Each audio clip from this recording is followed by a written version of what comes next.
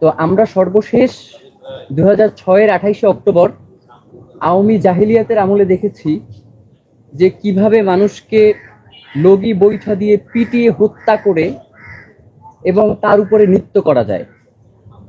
তো জুলাই পরবর্তী সময়ে মানে মাত্র 1 বছরের মধ্যে এমন একটা দৃশ্য আমাদেরকে দেখতে হবে, এটা আসলে আমাদের কারো ভাবনার মধ্যেই ছিল না।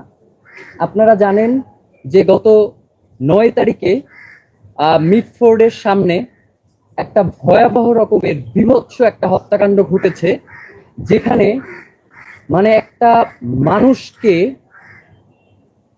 প্রথমে পিটিয়েছে, এরপরে হচ্ছে ইট বালির আস্তরণ দিয়ে তাকে আঘাত করে করে হত্যা করেই শুধুমাত্র ক্ষান্ত হয় নাই, তার লাশের উপরে উঠে রীতিমতো নৃত্য করেছে।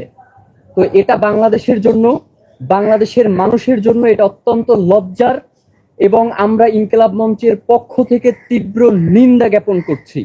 জানেন যে গত 9ই জুলাই এই হত্যাকাণ্ড সংঘটিত হওয়ার পরেও 11ই জুলাই এটা প্রকাশ্যে এসেছে।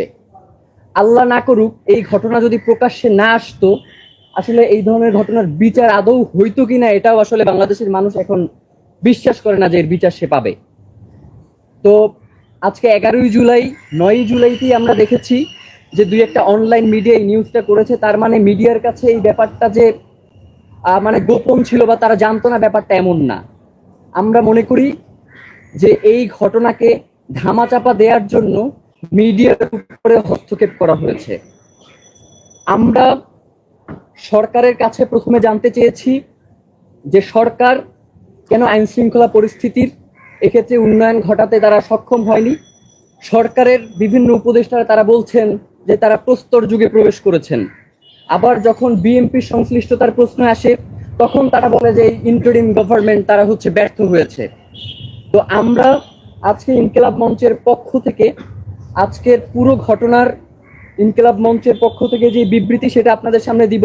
তার আগে একটু ঘটনার পরিপ্রেক্ষিতে যারা হত্যাকাণ্ডের শিকার হয়েছে সেই সোহাগের যেই বোন, তিনি এজাহারে যাদেরকে নাম উল্লেখ করেছেন এবং তাদের রাজনৈতিক সংশ্লিষ্টতার ব্যাপার যেটা প্রকাশ করছেন, সেটা আমি প্রথম আলো যেই নিউজ করেছে সেখান থেকে আপনাদেরকে একটু জানাবার চেষ্টা করছি।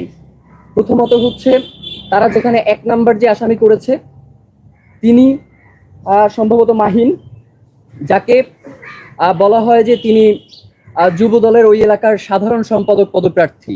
উড়ে এসে জুড়ে বসে কেউ আসলে সাধারণ সম্পাদক পদপ্রার্থী হয় না।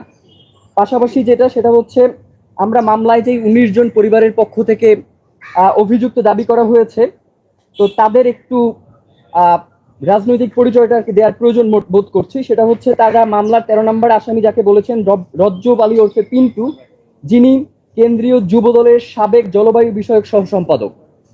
মামলার 11 নম্বর আসামি সাবাহ করিম ওরফে লাকি, যিনি ঢাকা মহানগর দক্ষিণ যুব দলের যুগ্ম আহ্বায়ক। এছাড়াও মামলার 17 নম্বর আসামি যিনি চকবাজার থানা ছাত্র দলের সদস্য সচিব অপু দাস, এবং 12 নম্বর আসামি স্বেচ্ছাসেবক দলের কালু ওরফে স্বেচ্ছাসেবক কালু। তো রাজনৈতিক সংশ্লিষ্টতা আছে কি নেই বা সরকার কতটুকু ব্যর্থ হয়েছে এই ব্যাপারটাতে এখন আমাদের যেই মন্তব্য সেটা আপনাদের সামনে উপস্থাপন করা হবে।